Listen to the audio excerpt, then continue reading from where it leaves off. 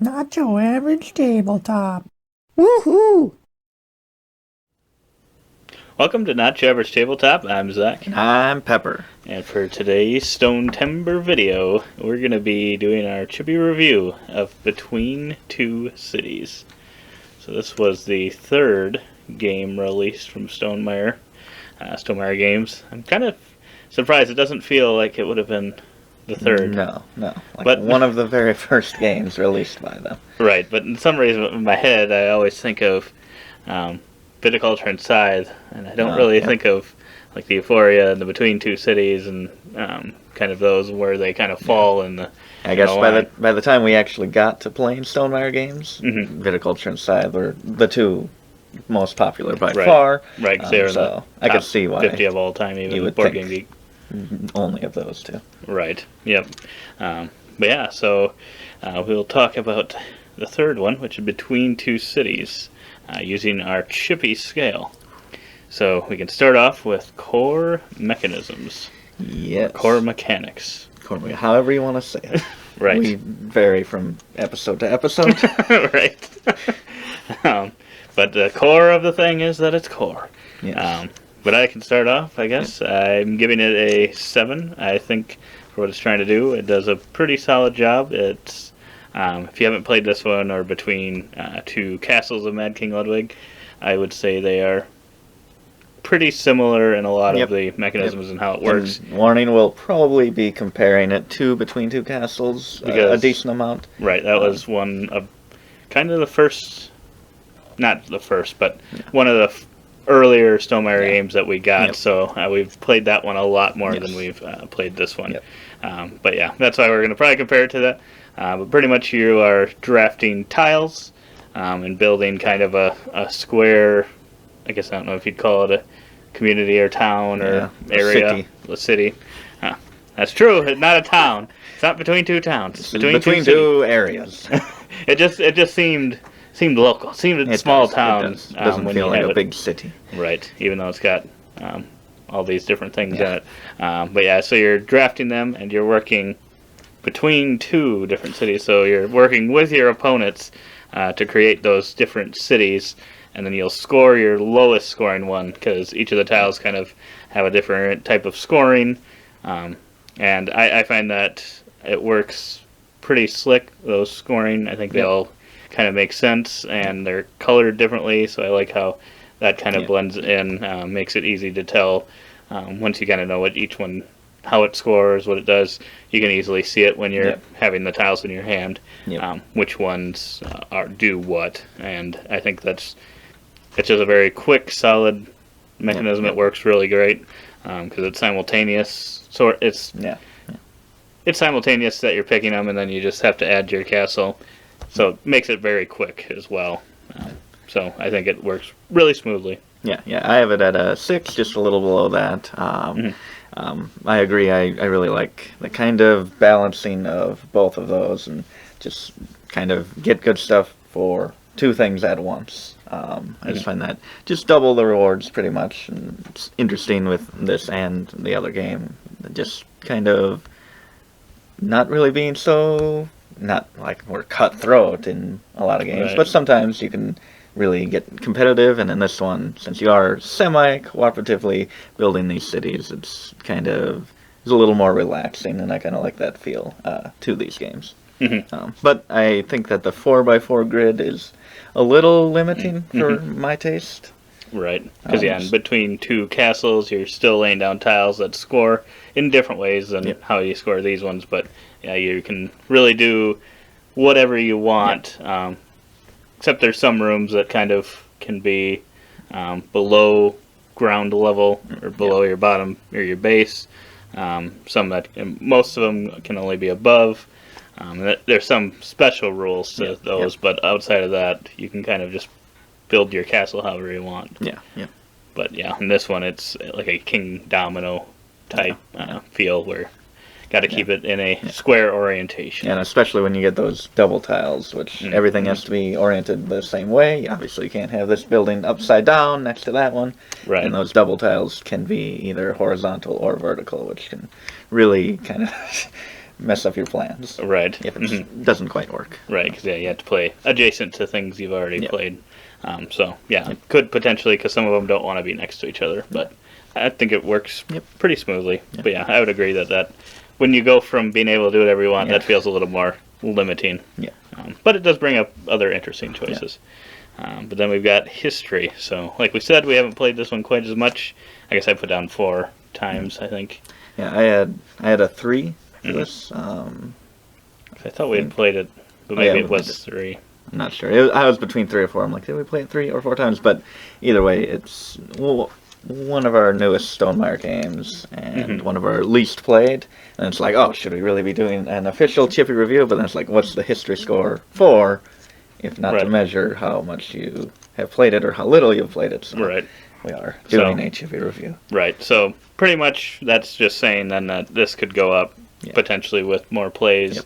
By our final rating could possibly go up by about a 0.6, 0.7 for 3 or 4. So got some room to grow potentially with that.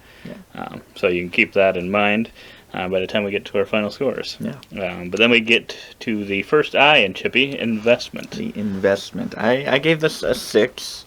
I think that it's a very quick game. You can play this back to back, I think, is one. But investment also features kind of replayability and what you get out of the game. And I feel like the tiles in this, they have a few different types, but they all score the same from game to game. It's like there's yellow tiles, those are always going to score the same from game to game. It's not like, oh, the yellow tiles are a little different this time, or this is a special one of that color. No, it's going to play the same. It's going to score for your lines or columns. It's not, and again, it's probably we were spoiled, I would say, with Between Two Castles having played that first, and that's just a lot more variable. This one just feels a little lacking there, but also, like I said, the time investment is really great with this one. Yeah, I would agree. I'm coming in at a 7, so a little above you, because I would agree that the time for this game, I guess I don't even know, what does the box say, 25 minutes? I think that's totally accurate. You could probably even play it faster than that. We had a playthrough, I guess. How long was that? I'm not sure. I think it was about that. Yeah, so it is a very, very quick game because, whenever you're doing simultaneous selection on drafting and stuff, that keeps the game humming along really quickly. But I would say that is also the case for Between Two Castles. That one's also very fast. So, this one's just probably a little bit lower than that, like you said.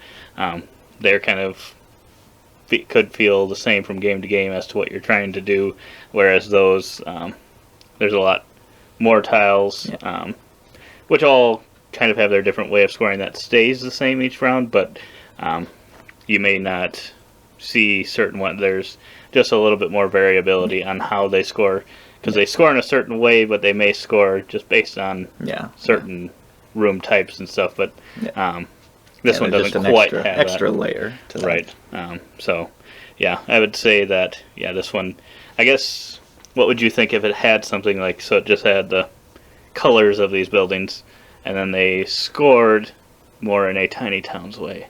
Oh, where it's like you pick some options at the start of the game. I think that would be pretty neat for this.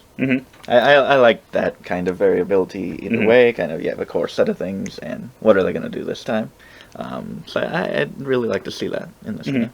Yeah, I think that would be an interesting thing that they could do, to possibly change that up, and then you have more combinations of how things would interact as well. So, I still think it's a solid choice because it's very quick. I think it comes down to maybe we'll get to the preference, and maybe hopefully I'll remember to come back to what I was just thinking. But next we will go to presentation, the first CHIPPI. We'll get to preference in the second. The first CHIPPI? The first P. I can never get this right. Struggling with that. Presentation is the first P. I just can't get that right. But I'm coming in with a 6 on that one. It's not my favorite looking Stonemaier game. I think the tiles are just a little bit too blah for my liking, which I wouldn't have thought that would be the case, because I usually like the kind of city industrial feel, and I think that's what this is kind of going for with those tiles and stuff. But there's just something about it that just, I don't know. It's like it couldn't totally decide to be industry, but it didn't go far enough to be kind of more colorful, bright and stuff. So, and then in my head, I always compare it to between two castles, and those rooms are all completely different. They may have the same powers, but they have a different image on each tile. And this, I think there are like some differences, like maybe some vines growing on the outside of a building, but overall it looks pretty much the same from tile to tile. And some of my favorite parts are probably the wooden score piece and the whatever, and that isn't really overly needed. No. Probably. It wouldn't really have to be in the game. It's nice that it is, because Between Two Castles has that too, where it's got these castle pieces, which aren't really needed either, but those are some of my favorite parts of that one as well. But yeah, then this one does not have an insert, which I think is fine, because you can just kind of shuffle the tiles in the box, and that works just fine. And what was the... Oh yeah, but then along with those pieces that we talked about, the scoreboard is kind of huge. It's like double this size of the box, maybe a little smaller than that, but it's huge. It's like the size of this clipboard, plus maybe a little longer. Which I don't think was needed for this game. No. And they have it like double-sided, so you can kind of either snake or just have these rows. So, I mean, it's nice that it was included, but definitely was not necessary. But yeah, I have this at a 3.75. Ooh. So pretty low. Like you said, I'm not a huge fan of the artwork. I think you kind of nailed it. It's kind of stuck between two styles, because it does kind of have a darkness, maybe a little industrial feel, but it doesn't quite go all the way with that. So yeah, I'm just not a big fan of that. The wooden pieces are really nice, and that scoreboard, like you said, is just outrageous. But yeah, just not much in here that really stands out to me. But the box is probably a good size for what it is. I do like that they used a smaller box size for it. That was a good thing. But yeah, so then we do get to the second P. The second CHIPPI. Of preference. And I'm coming in with a 5. It's hard for me because I don't want to give it a really low score, because if I was just looking at this game and there was no Between Two Castles, I think I would enjoy what this game does and offers. But I think to me it just plays... The gameplay is so similar that it's just hard for me to want to pick this over Between Two Castles, just because I really like that Mad King Ludwig theme, and building a castle theme, having the different rooms and stuff. I just highly prefer that to industrial type theme, or building the city theme in this case. I typically like a city building type game, but just in this particular case, it's going up against something that's just going to be hard, because I did have a German class in high school and took a trip to Germany, actually 2 different trips to Germany. So we've actually visited Neuschwanstein, which is one of the Mad King's castles. So that also adds to the kind of nostalgia of that one, which I feel like this one's just got a lot to overcome then. So it is a 5 for me. I'm probably not going to pick this one myself. If someone really was digging this theme and wanted to play it, like I said, I still think it's a very quick game, and it plays similarly enough that I would definitely be willing to play it. It's not like I feel like, oh, I'm wasting 25 minutes of my time. No, not at all. I think it's still very solid, and I think it would be higher for me if Between Two Castles Mad King Ludwig didn't exist. Probably be up near a 7.5 then. Yeah, I have this at a 5.25. So for a lot of the same reasons, just having Between Two Castles already just kind of kind of killed this, or beat it up at least a little bit before it even showed up into our collection. Right. There's just a lot more to dig into there, not only in the unique abilities, but also all the Easter eggs in the special room tiles. It just seems like a perfected version, at least for what we're looking for of this game. Right.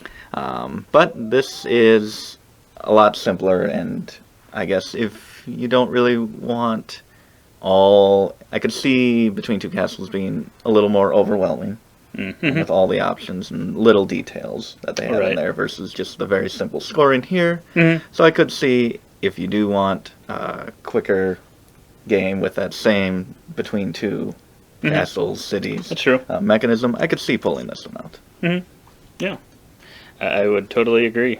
But then we get to the second eye of It Factor.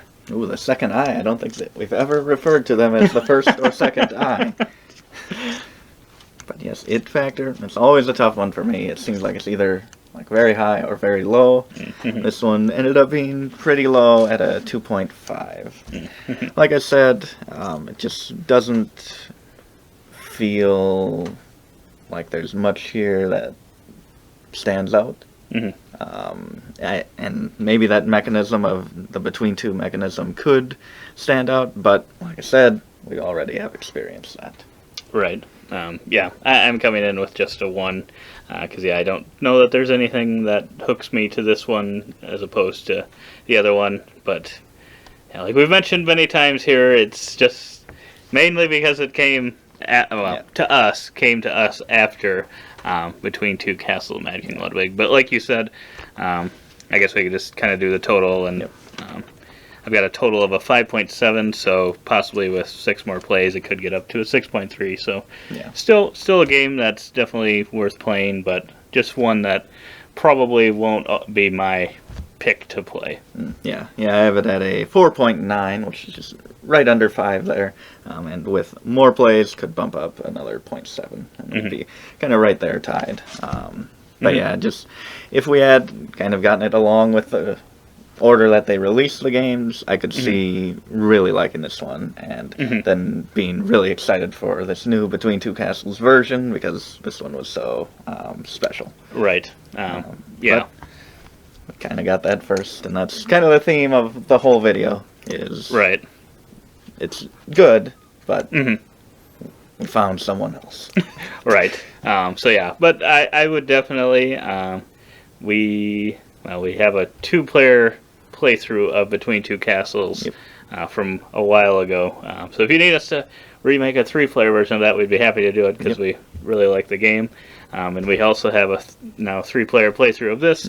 So you can check those out for yourself and see if those, if you were like, I'm interested in the sounds of this, but maybe this one could actually be one that you prefer, if that theme kind of clicks for you a little bit more, for sure. I think otherwise, I would still say, like you said, if you were looking for something a little more approachable, I could still see this one probably being better for that than Between Two Castles, just because there's a little bit more going on. Maybe if you have younger kids, possibly, I think this would be a great game for them. Yeah, I would 100% agree. But that's our chippy thoughts of Between Two Cities, Stonemeier's third game, but our pretty much most recent purchase. So it's one of the most recent ones to us. So those were our thoughts. We hope to see you on our other videos, and as always, don't forget to keep on nibbling on our content.